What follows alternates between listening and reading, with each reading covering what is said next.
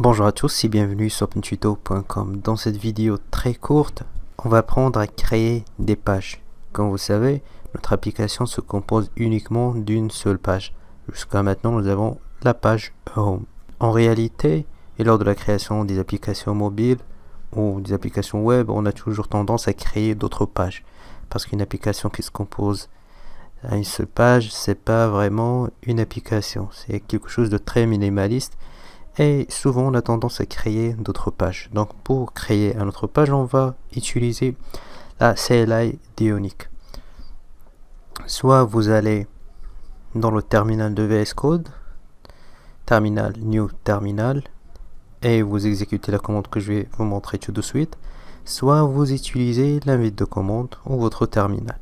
Moi j'ai un petit problème ici sur le terminal de VS Code, mais si vous n'avez pas ce problème, vous pouvez exécuter la commande que je vais vous montrer tout de suite. Moi je vais l'exécuter sur l'invite de commande.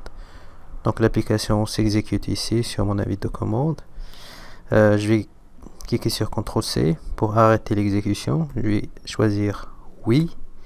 Et pour créer une page, voilà, Ionic Generate Page. C'est cette commande. Donc vous demandez Ionic de générer une page et cette page s'appelle par exemple Team. Et si vous ne voulez pas écrire Generate, vous pouvez tout simplement écrire G au lieu de Generate. Donc Ionic G Page Team.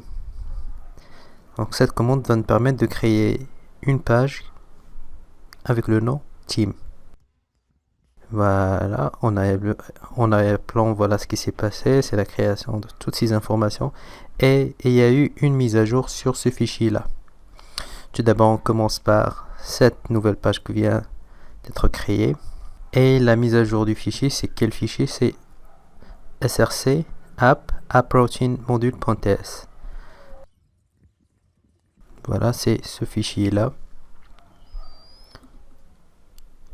Et comme vous voyez, une nouvelle entrée a été ajoutée. Voilà. Nous avions uniquement la page Home. Maintenant, nous avons une autre page, la page Team.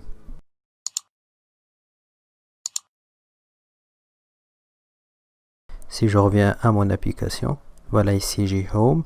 Ici, par exemple, je vais choisir Team/Team. Mais tout d'abord, je dois exécuter la commande Ionic Serve. Donc la page Team. Voilà à quoi ressemble la page Team. Donc c'est tout ce qui concerne cette vidéo. On va s'arrêter là. On a bien créé notre page. Et dans les prochaines vidéos, on va voir comment naviguer entre les pages. Une autre information très importante, il faut savoir que les pages que l'on crée sont lazy loaded.